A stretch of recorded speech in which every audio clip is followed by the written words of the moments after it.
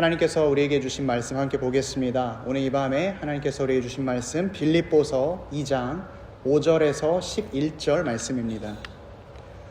빌립보서 2장 5절에서 11절까지의 말씀입니다.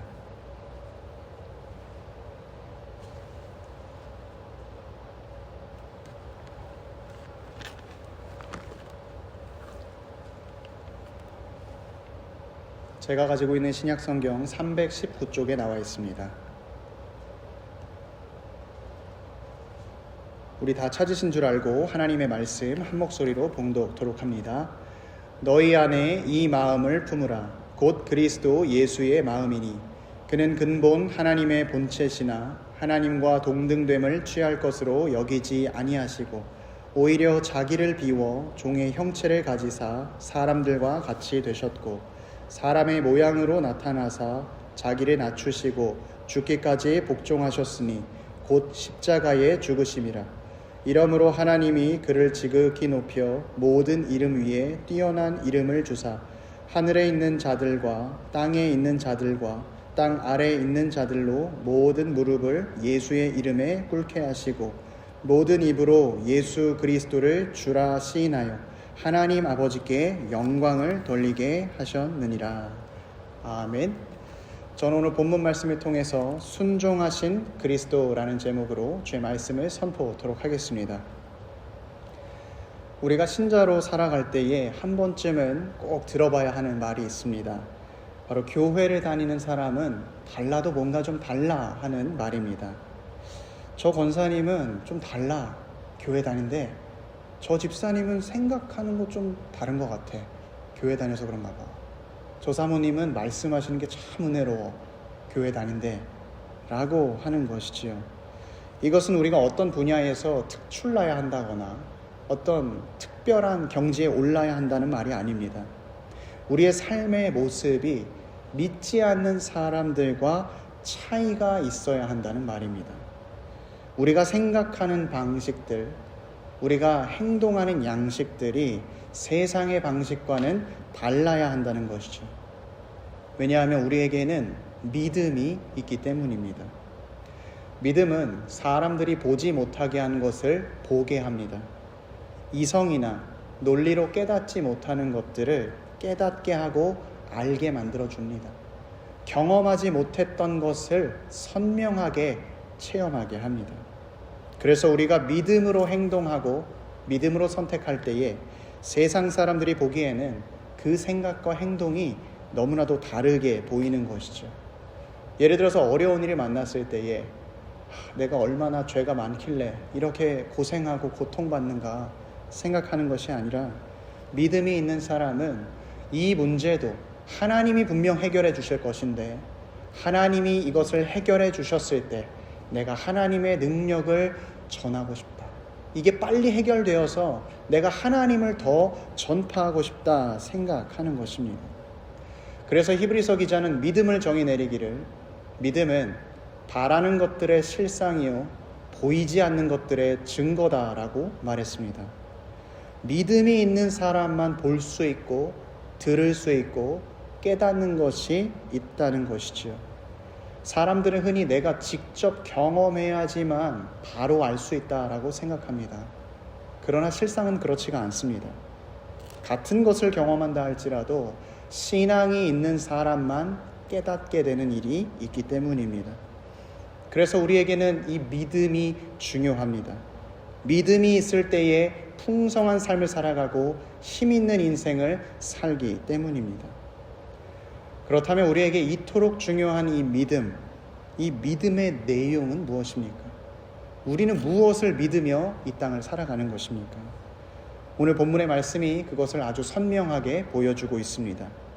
결론부터 말씀드리면 우리는 예수님께서 그리스도다라는 것을 믿으며 그분께서 죽기까지 순종하셔서 이루신 십자가를 믿습니다.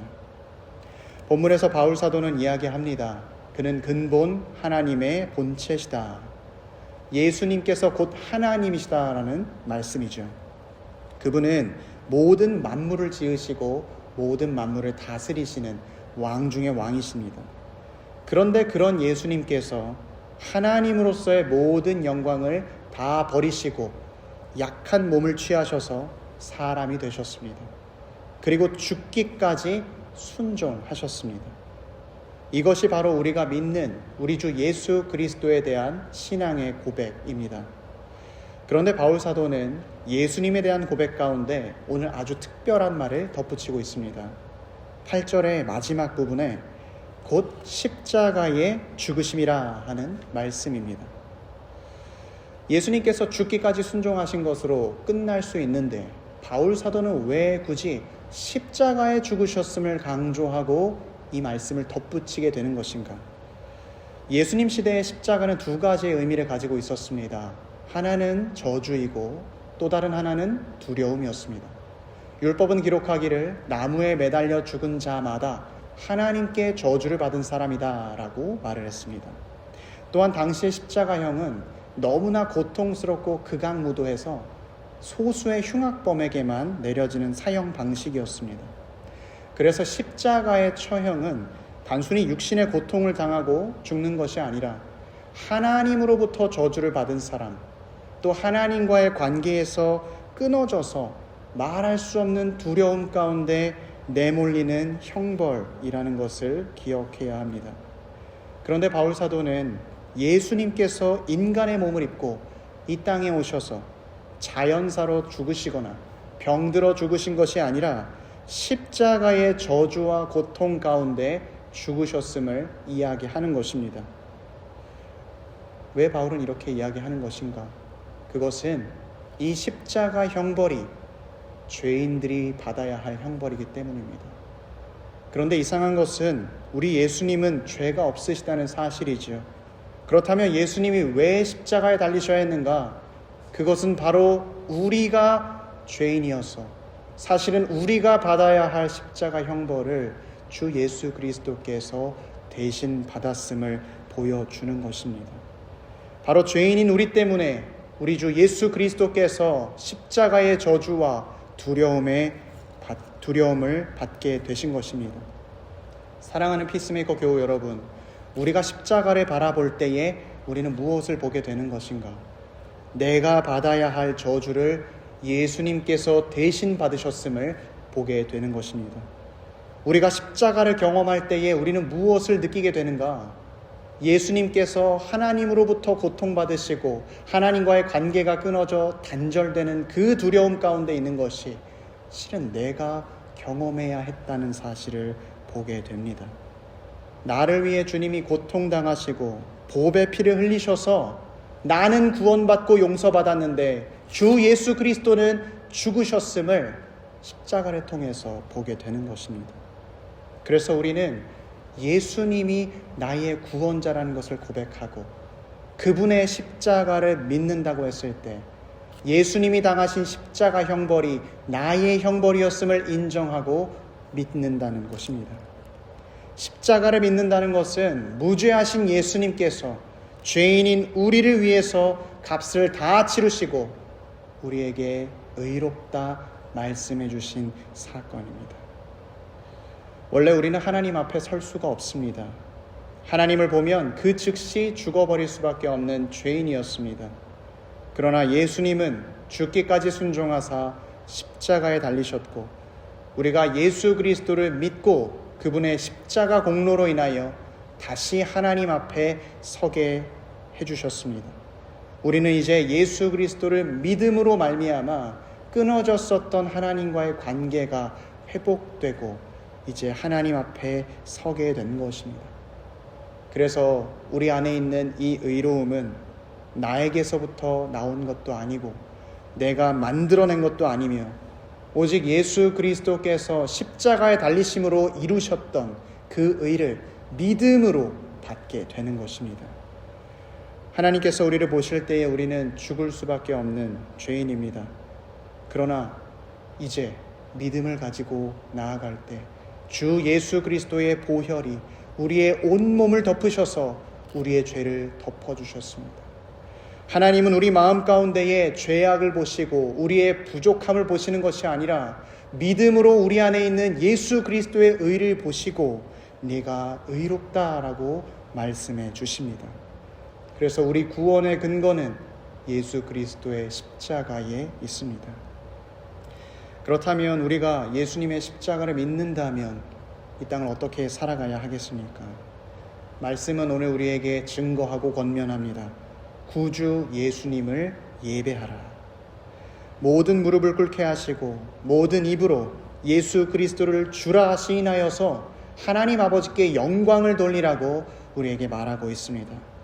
내가 어떤 것으로도 용서받을 수 없는데 주님께서 십자가의 죽으심으로 나를 살려주셨으니 그 감사한 마음을 가지고 주님 앞에 엎드려 경배하고 찬양하고 예배하는 것이 우리 참된 신자의 삶이다라고 말하는 것이죠.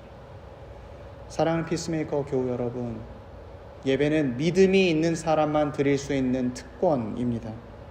우리가 지금 이 시간 교회에 나와서 강대상에서 흘러나오는 말씀을 듣고 또 성찬상에서 베풀어지는 떡과 잔을 받아 마신다고 해서 예배가 저절로 드려지는 것은 아닙니다.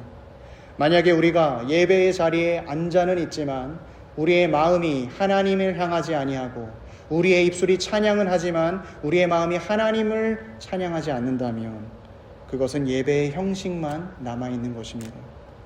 구약 말씀을 보게 되면 이스라엘 백성이 예배를 아무리 많이 드려도 하나님은 그 예배를 받지 않으셨다고 말씀하신 때가 있었습니다.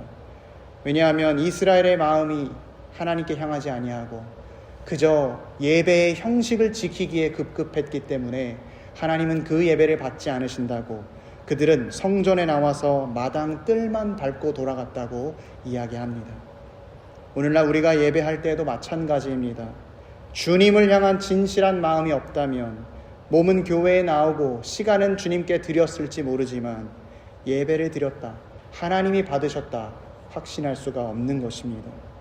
왜냐하면 진정한 예배는 우리가 예배당에 나와서 예배하는 것과 동시에 우리의 몸은 이 자리에 나와 있지만 우리는 믿음으로 그리스도와 하나 되어서 천상에 계신 하나님 앞에 올라가 주님 앞에 서서 주님을 만나는 시간이기 때문입니다. 예배는 단순히 우리 눈에 보이는 이 땅의 예식, 또 우리 교회만 모여서 드리는 그런 예배가 아니라 천상교회의 모든 믿음의 형제 자매들이 모여서 하나님 앞에 서서 그분을 찬양하고 경배하고 그분을 즐거워하는 모든 시간이기 때문입니다. 그래서 예수님은 말씀하셨습니다. 하나님은 영이시니 예배하는 자마다 영과 진리로 예배할지니라. 사랑하는 성도 여러분, 예배 가운데 믿음으로 나아오십시오. 예수 그리스도의 십자가 순종이 나를 구원하셨고 그분이 다 쏟으신 보혈이 나를 깨끗게 했음을 확신 가운데 나와 예배하십시오. 오직 예수 그리스도의 십자가를 믿는 믿음으로 나아올 때 우리는 하나님 앞에 의로운 자로 서게 되고 합당한 예배를 올려드릴 수가 있습니다. 이것이 십자가를 믿는 사람의 삶이요 예배자의 모습입니다. 그렇다면 믿음으로 예배하는 자가 경험하는 것은 무엇입니까? 첫 번째로 십자가의 역설을 경험하게 됩니다. 십자가는 과거의 저주와 두려움의 상징이었습니다. 그러나 믿음으로 십자가를 바라보았을 때 이제 십자가는 저주와 죽음의 상징이 아니라 다시 살아나는 부활의 상징이요 생명의 상징이 됩니다. 십자가 고통 너머에 있는 하나님의 찬란한 영광을 보게 되는 것입니다. 사실 우리 모두는 삶 가운데 나의 십자가를 가지고 있습니다. 나의 연약한 모습들, 분노하고 질투하고 또 욕심을 부리는 것들, 같이 일하는 동료가 너무나 마음에 안 드는 것, 또 다 자란 자녀들이 나의 마음을 속상하게 하는 것, 또 상황과 여건이 나의 뜻대로 되지 않아서 막힌 것 같아 답답한 마음이 드는 그러한 시간들이 있습니다. 이때 하나님을 예배하는 사람은 믿음으로 말미암아 그 현실 너머의 차원을 보게 됩니다. 사방으로 우겨쌈을 당하여도 고꾸라질 것 같은데 하나님께서 예비해 주신 피난처를 발견하게 되고, 고난이 여전하지만 그 고난 너머에 하나님께서 예비하신 축복이 풍성하다는 것을 보게 되고, 죽음이 마지막이 아니라 생명으로 나아가는 시작임을 발견하게 됩니다. 우리는 우리 스스로를 보면 때로는 답답할 때가 있습니다. 예수님이 나를 구원하시고 내가 십자가로 의롭다함 받았는데 왜 내 삶은 여전히 변하지 않는 것인가? 또다시 죄를 짓고 반복적으로 죄를 지을 때마다 우리는 죄책감과 달라지지 않는 자기 자신에 대한 불만과 또 마음 가운데 속상함이 있습니다. 그러나 예수 그리스도의 십자가를 붙들고 예배할 때 하나님은 말씀과 성찬을 통해서 여전히 우리에게 은혜를 베풀어 주십니다. 선포되는 말씀 가운데 나 스스로의 음성이 아니라 하나님의 음성을 듣게 해주십니다. 하나님이 여전히 나를 사랑하신다. 하나님은 나를 끝까지 사랑하신다. 그래서 십자가에서 죽기까지 하셨다. 나를 다시 일으켜 세워주시는 하나님의 사랑을 확신하게 되는 것이고, 하나님이 승리하셨다. 하나님이 이 어려움을 바꾸셔서 역전하셔서 다르게 만들어 주셨다. 그래서 나의 어려움도 주님이 바꾸실 수 있다. 하나님의 능력을 소망하게 만들어 줍니다. 그래서 우리는 말씀 가운데 나의 죄악과 연약함을 묵상하는 것이 아니라 하나님의 사랑과 능력을 묵상함으로 하늘로부터 주어지는 평안과 기쁨으로 살아가게 되는 것입니다. 또한 십자가를 믿는 믿음으로 예배할 때 우리는 성찬 가운데 하나님의 은혜를 두 눈으로 보게 됩니다. 그래서 성찬은 십자가를 보는 예배입니다. 그분이 왜 십자가에 달리셔야 했는지, 그리고 내가 얼마나 큰 은혜를 받았는지, 우리가 성찬에 참여할 때마다 나의 구원자는 예수 그리스도라는 그 진리를 다시 한번 확인하고 소망을 얻습니다. 그래서 내가 이전에는 해보지 않았던 생각들, 또 이번에는 엄두도 내지 못했던 행동들을 믿음으로 담대하게 선택하고 행하는 것입니다. 예배로 인하여 우리는 말로만 의롭다 칭함받는 것이 아니라 예배를 드릴수록 거룩해지며 하나님 보시기에 기뻐하는 주의 백성으로 빚어져 갑니다. 십자가를 붙들고 예배하는 자가 경험하는 것 두 번째는 무엇이냐? 장차 받게 되는 구원의 확신과 영광의 소망으로 살아간다는 것입니다. 9절 말씀을 보게 되면 하나님께서는 죽기까지 순종하신 예수님을 다시 높여주셨습니다. 하나님은 하늘 영광을 버리시고 십자가로 내려가신 예수님을 다시 하늘 보좌로 올리셔서 그분의 영광을 회복시켜 주셨습니다. 성경이 증거하고 있는 십자가의 끝은 죽음이 아니라 부활이었습니다. 수치가 아니라 영광이었습니다. 그런데 이것은 예수님에게만 해당하는 것이 아닙니다. 우리 또한 이 높여짐, 영광의 자리에 나아가는 것이 약속되어 있습니다. 그리스도와 믿음으로 하나 되어서 예배하는 자는 이 땅에서 하나님이 주시는 평안과 기쁨을 누릴 뿐만 아니라 종말의 천상에서 주어질 구원과 영생을 허락받습니다. 그래서 종교개혁자 칼빈은 우리가 이 땅에서 좋은 것들을 맛보는 것은 전부 다 천국의 좋은 것을 사모하기 위함이다 라고 이야기했습니다. 다시 말하면 우리가 어떤 달콤함을 느낀다는 것은 그 달콤함 자체에서 주는 만족과 즐거움도 있지만 천국에서는 내가 느꼈던 달콤함보다 더 크고 더 완전한 달콤함을 느낄 텐데 천국에 가면 얼마나 좋을까 하는 그 소망을 주기 위해 달콤함이 있다는 것이죠. 우리의 모든 감각과 우리가 모든 만족하는 것들, 그 모든 것이 전부 다 천국을 맛보게 하는, 천국을 소망하게 하는 그러한 좋은 것들이라는 것입니다.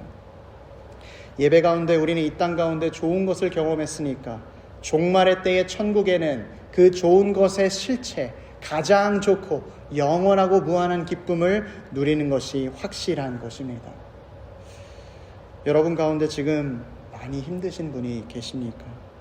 나의 몸이 아파서, 또 관계가 많이 틀어졌어, 경제적으로 어려웠어, 아니면 이유를 설명하기 어려운 어떤 답답함 가운데 있으신 분이 계십니까? 그렇다면 우리에게 필요한 것은 주 예수 그리스도의 십자가인 줄 믿습니다. 하나님은 가장 낮은 자리에서 가장 위대한 일을 하셨습니다. 십자가의 끝이 부활이요 영광인 것처럼 지금 나의 고난의 자리는 고난으로 끝나는 것이 아니라 하나님께서 바꿔주실 역전의 시간이기 때문입니다. 그리스도 안에 있는 자의 끝은 영광입니다. 이 확신과 소망이 가득할 때 우리는 오늘을 다르게 살아갑니다. 교회 다니는 사람은 달라라고 말하는 것이 정말로 우리 삶 가운데 나타납니다. 왜냐하면 우리는 이 십자가로 말미암아 이미 세상이 줄 수 없는 것을 가졌고 세상이 빼앗을 수 없는 것을 소유했기 때문입니다. 사랑하는 피스메이커 교회 여러분, 이것이 우리가 믿는 복음입니다. 예수 그리스도, 그리고 그분이 우리를 위해 죽기까지 순종하신 십자가입니다. 이 십자가가 우리를 살렸습니다. 우리가 받아야 할 저주를 주님이 대신 받으셨고, 우리는 하나님 앞에 설 수 없는 죄인이었는데 그분의 의로 말미암아 하나님 앞에 서게 되었습니다. 여러분은 이 사실을 믿으십니까? 그리고 이 사실대로 살아가십니까? 이 믿음이 있는 사람은 생각이 달라지고 선택이 달라지고 삶이 달라집니다. 그래서 우리는 오늘도 이 십자가를 붙들어야 합니다. 내가 흔들리고 답답할 때에 어떤 순간이든지 주 예수 그리스도의 십자가를 붙듭시다. 왜냐하면 십자가의 마지막은 우리에게 주어질 영원한 생명과 기쁨과 영광이기 때문입니다. 2026년 사순절, 우리는 주님의 십자가 앞에 다시 서야겠습니다. 이제 십자가를 믿음으로 힘이 닿는 데까지 함께 예배하며 살아갑시다. 그래서 예배할 때마다 은혜 받고 기도할 때마다 응답받는 하늘로부터 주어지는 평안과 기쁨으로 살아가는 우리 모두가 되길 주의 이름으로 축원합니다.